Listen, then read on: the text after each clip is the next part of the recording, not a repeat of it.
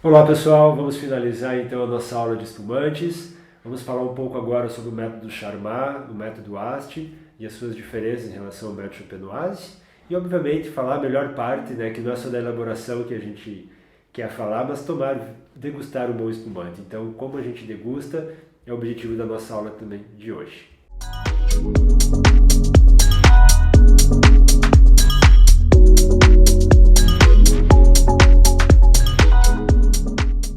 Bom, na primeira parte da aula nós comentamos sobre a elaboração do método Champenoise, né, o método tradicional que envolve tempo, envolve um custo maior de mão de obra para elaboração, geralmente está vinculado a produtos em menor escala, mas também a agregação da qualidade ao final do processo.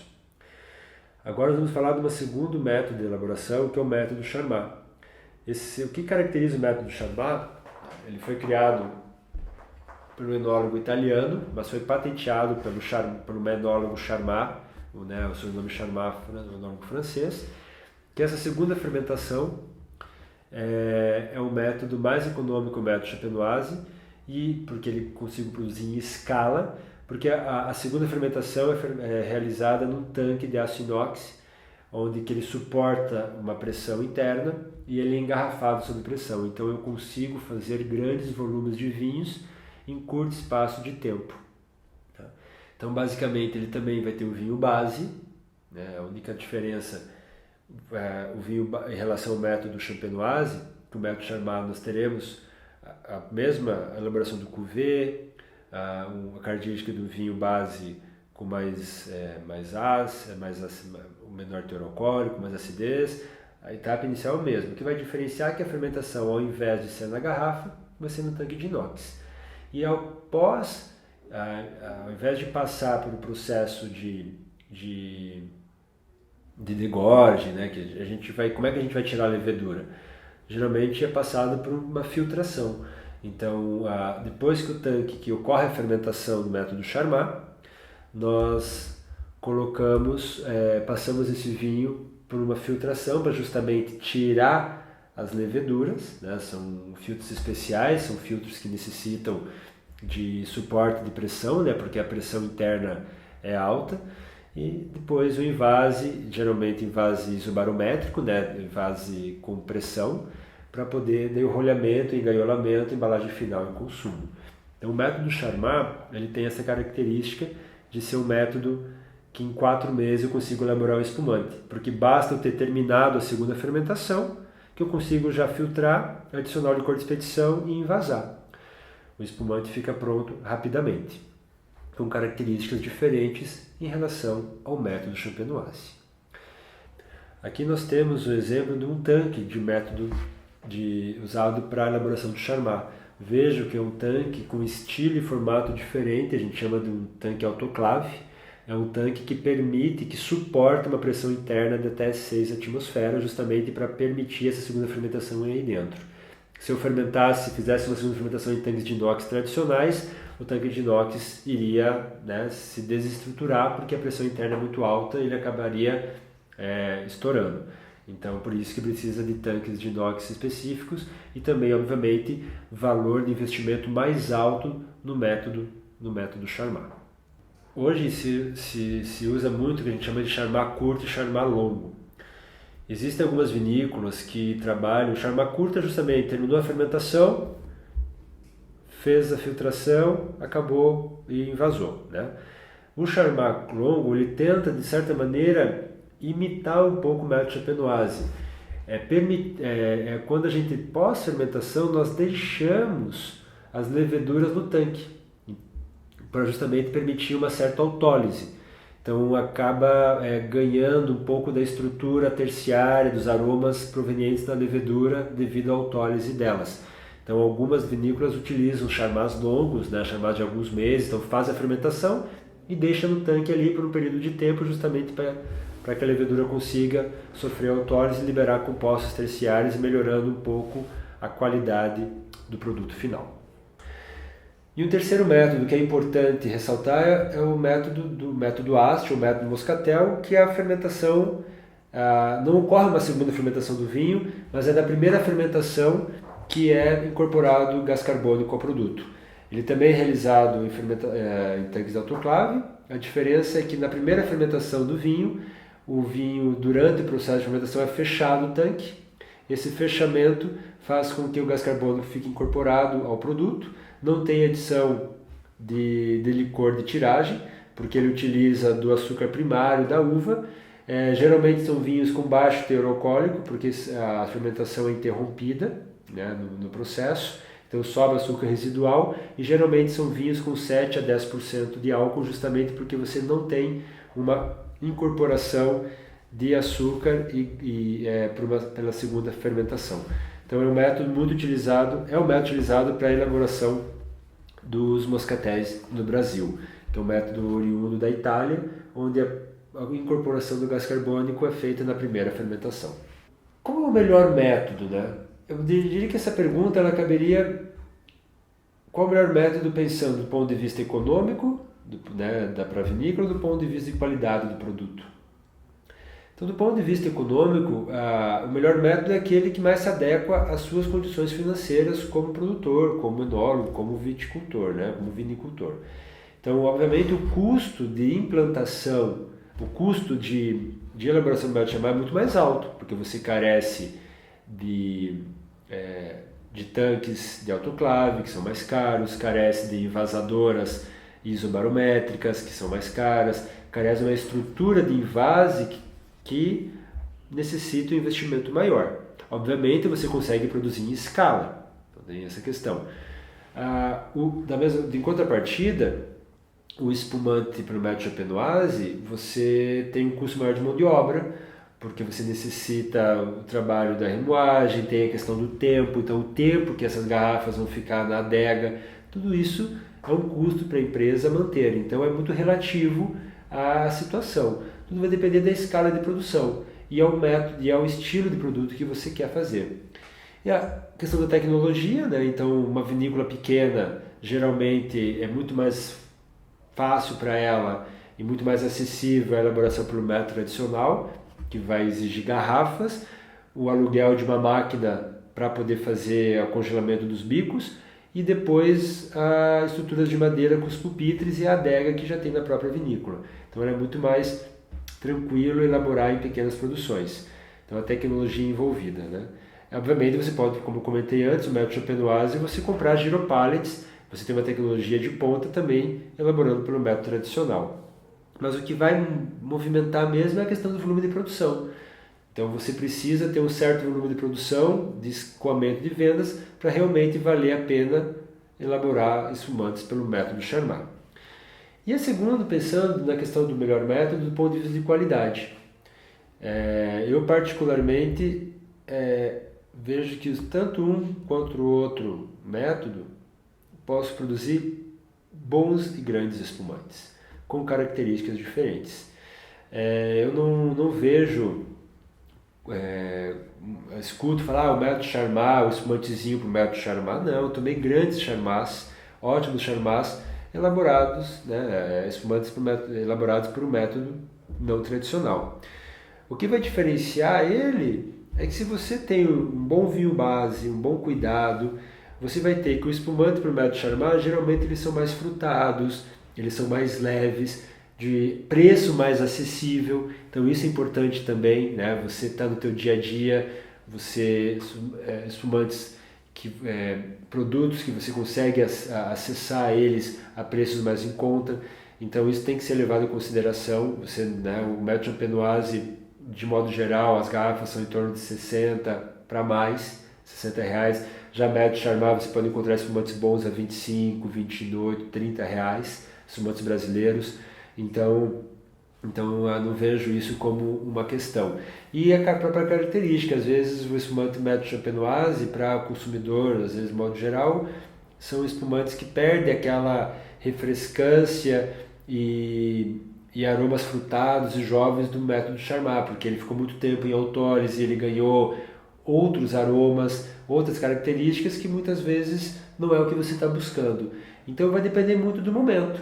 Você pode ter um momento para tomar um excelente espumante para o método tradicional, cremoso, aveludado, com aromas de mel, de especiarias, evoluídos, com uma cor bonita, ou você tem momentos que você quer realmente tomar um espumante leve, frutado, jovem, para você apenas dar a relaxada, e é um espumante bom para aquele momento. Então, para mim, pensando em vista do ponto de qualidade, o melhor método, o melhor espumante é aquele que se adequa à tua situação, ao teu momento, à tua realidade. Então nós comentamos até agora sobre a elaboração de espumantes e como degustar o espumante. Eu vou falar um pouquinho agora algumas questões importantes, né, que devem ser avaliadas e devem ser seguidas, né, para avaliar a qualidade do espumante. Vou pontuar algumas delas. A primeira delas é a questão da temperatura de serviço. Então o espumante, por ser um espumante que tem uma acidez mais alta e por ele ter gás carbônico presente, você quer permitir esse gás carbônico na garrafa, é importante que ele seja consumido gelado, né, entre 8 a 12 graus. Então a temperatura de serviço é muito importante para o espumante, para justamente, se você tomar um espumante muito quente, temperatura ambiente 22, o gás carbônico se perde rápido e na boca não é tão agradável porque tem uma acidez, a não ser que você possa estar tomando um champenoise de longa evolução, de longos anos, né? Então aí você talvez pode abrir mão e tomar ele a uma temperatura mais alta, porque você vai estar ganhando em aromas, em estrutura e não propriamente no CO2. Outra característica, mas de modo geral, espumante para conservar o gás carbônico presente em temperaturas mais frias. A questão do visual, da cor. Então aqui eu trouxe para vocês três figuras. Figura 1, figura 3. O espumante ele pode ter essa característica mais herbácea, mais esverdeada, amarelada, até dourada, ouro. Geralmente, os espumantes, pelo método Charmat, eles têm as características de ter a coloração número 1, que são espumantes prontos mais prontamente. Se você tomar um Charmat com uma cor muito dourada, geralmente ele já está oxidado, já passou do ponto. Isso é um indicativo, não uma regra a ser seguida, mas geralmente você tem essa distinção aí em relação ao método. Os métodos champenoises, por passarem por um período de autólise, por passar por um período de tempo de evolução em garrafa, eles vão ter essa característica do número 2 aqui, mais dourada, mais amarelada, tá? O 3 ele já tem uma característica mais marrom, um pouco mais oxidada, que você pode encontrar tanto pelo método champenoise quanto pelo método Charmat. Os champanhes, prontamente, tem muitos champanhes que nós degustamos que tem essa característica bem amarelada, dourada. Isso é próprio cuvée do vinho base, do processo de elaboração, e você não é um defeito, realmente é a característica e às vezes é um excelente produto, por característica da evolução do produto na garrafa, né? Então a gente vai ter essa questão do visual. Aqui nós temos um exemplo do espumante rosé, né? O espumante rosé geralmente o método Charmat nós encontramos o número 1, né? Esse espumante é um rosado mais intenso, enquanto pelo método champenoise nós temos um espumante mais salmão, um toque mais alaranjado, né? Justamente que mostra uma evolução na garrafa. Quando a gente vai degustar uma dica aí, um espumante champenoise pelo método rosé, pelo método champenoise, que tem essa coloração aí do número 1, é difícil você manter isso na garrafa. Então, geralmente, no licor de expedição é adicionado vinho tinto para a questão de ajuste de cor. Então, geralmente, método champenoise você vai encontrar mais o número 2 e método Charmat no número 1. Bom? Além da cor, a característica principal da qualidade e do que a gente busca no espumante é o que nós conhecemos por perlagem ou efervescência, que justamente são as bolinhas de gás carbônico presentes na taça. O princípio que rege a perlagem é justamente se origina do desprendimento do gás carbônico presente nos vinhos espumantes. Tá? Então está na garrafa, aprisionado, quando ele entra em contato com a taça, essa efervescência inicia. Então justamente, imagina um ambiente na garrafa totalmente equilibrado, tranquilo, quando entra em contato com a taça, ela explode em espuma, explode em efervescência, explode em beleza. Que essa é a grande, acho que é o visual, né, de você, o grande diferencial de você tomar o espumante. Essa perlagem bonita, duradoura em quantidade. Então, para você avaliar a qualidade através da perlagem, você tem que avaliar o tamanho das bolhas, a durabilidade e a quantidade. Mas antes de falar da questão de tamanho e durabilidade, uma questão importante que às vezes a gente deprecia um produto por não ter perlagem, mas não é pelo produto, mas sim pela taça. Essa foto que eu estou mostrando para vocês é justamente o mesmo produto aberto no mesmo momento e servido em duas taças. Uma taça que mostra uma perlagem exuberante, bonita, e uma taça onde quase praticamente não tem perlagem. Então isso tem que ter um cuidado, pessoal, na hora de servir o espumante, você ter uma taça correta, a taça Flute, né, essa taça que permite a saída do gás carbônico, uma taça sem resíduo de detergente, uma taça que tenha certos riscos no fundo dela para justamente permitir que ela saia, que o gás carbônico se sobressaia com as suas bolinhas. No caso da segunda taça, era uma taça que provavelmente foi mal higienizada, tinha restos de detergente ou estava com gordura, que geralmente acontece isso. O gás carbônico não tem um desprendimento. Então, antes de avaliar o espumante, higienize e limpe bem a taça. Primeiro, a questão do tamanho. Quanto menor os tamanhos das bolhas, melhor. Você mostrou que o que é o indicativo do tamanho? Porque significa que a fermentação ocorreu mais devagar. Com a fermentação ocorrendo mais devagar, eu tive uma incorporação do gás carbônico melhor, eu tive uma evolução dos compostos da levedura mais interessantes. Então, e ao mesmo tempo, o tamanho, a questão da velocidade, né, tamanhos de bolhas muito rápidas, muito grandes, eu perco rapidamente o gás carbônico na taça. E por isso, outra questão é a durabilidade. Então, eu preciso que essa espumante fique na taça, borbulhando por tempos, por minutos, né, para você realmente se mostre uma qualidade do processo de fermentação. E quantidade também, quanto mais bolha, melhor. Né? Quanto mais você... Imagina no método champenoise você ter pouca bolha, porque geralmente você às vezes errou ali no processo de espumantização, de fazer o degorge, deixou a garrafa muito aberta, perdeu todo o gás. Então é uma questão de avaliar bolhas pequenas, durabilidade, tempo em taça e em quantidade. Isso é uma característica de avaliar a qualidade do espumante. Quanto mais ter esses três critérios, geralmente é um indicativo de melhor qualidade. Não como regra, porque você vai ter que apreciar ele, né? Aromaticamente e também gustativamente, né? Então o visual é um dos critérios de qualidade. Outro detalhe agora importante é a questão dos aromas.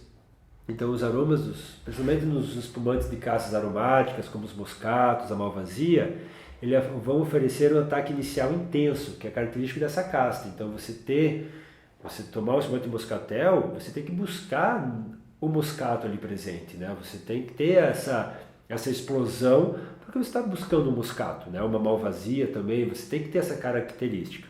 Já os espumantes de uvas não aromáticas, eu digo não aromáticas, elas com aromas primários, né? Como o Chardonnay, o próprio Pinot, obtido através de um método de elaboração mais sofisticado, empregando uvas nobres, apresentam aromas mais elegantes, complexos e suaves. Geralmente, espumantes jovens, eles apresentam características de flor e fruta, característicos pelo método Charmat, geralmente, e com a evolução eles apresentam aromas de tostado, de manteiga, mel, especiarias, pão, frutas secas, nozes, cogumelos. São aromas mais complexos, que a gente vai encontrar isso geralmente nos método champenoise ou método Charmat longo, que você permite a autólise das leveduras e a incorporação desses aromas, que a gente busca, né, complexidades. Por isso são espumantes que você tem uma apreciação maior, não ser só fruta do método Charmat. Enfim, característica básica que tem que ser avaliada. E se você está buscando flor, fruta, toma o método Charmat. Se quer buscar mais complexidade, busca o método champenoise. Por último, a questão da análise gustativa, né? Então, o espumante ele tem que ser cremoso, você tem que colocar ele na boca e sentir que ele tem uma untuosidade, a espuma formada, né? Ele se torna agradável, ele não é áspero, né? A gente comentei antes do método do espumante Nature, que muitas vezes a gente coloca um pouco de açúcar, não porque o espumante está ruim, mas porque ele precisa dar essa leveza para o espumante. Então eu não vejo a correção com açúcar no método né, Champenoise, é justamente para você às vezes deixar um produto que é bom melhor ainda, para justamente dar suavidade, né, equilíbrio com a acidez. Então essa cremosidade e espumante para o método Champenoise, geralmente eles são mais cremosos. Porque devido ao tempo de autólise, a própria incorporação de CO2 ao longo dos anos, ao longo dos meses, né, a própria incorporação dos aromas, das leveduras, então torna o espumante cremoso. É isso que a gente tem que buscar, uma qualidade do espumante. E a própria pungência do CO2. O CO2, quando a gente coloca ele na língua, a gente sente que a efervescência dele dá uma sensação que provoca agradabilidade, né, refrescância. Então a gente busca isso. O espumante ele tem que ser fresco, ele tem que ser elegante, tu tem que sentir ele na hora de degustá-lo. Então com isso eu encerro essa questão da qualidade do espumante. Para mim o que norteia a minha degustação de vinho é que a qualidade de um produto ela está inerente à minha situação atual, aonde que eu estou no momento. Não adianta eu ter um espumante de R$3.000 uma garrafa se eu estou num mau humor do cão, que o espumante vai ser horrível. Então a primeira condição para ter qualidade é eu estar bem mentalmente, estar afim de degustar aquele produto. Mas ao mesmo tempo a qualidade do espumante ele tem que ser avaliado através da agradabilidade do teu dia, né, do conceito, de um contexto grande do gás carbônico, da acidez, do aroma no nariz, na boca, na cremosidade. Então esse complexo todo que ele vai dizer se o espumante é bom ou ruim. E você pode encontrar, a minha mensagem é que um espumante bom pode ser tanto pelo método Charmat, quanto pelo método Champenoise, quanto pelo método Asti. Não depende o que você está buscando e principalmente o teu poder aquisitivo. Porque se você não tiver condições de estar tomando só espumante pelo método Champenoise, você pode encontrar bons espumantes Charmat a preços mais acessíveis. Bom, estamos finalizando a nossa parte de enologia.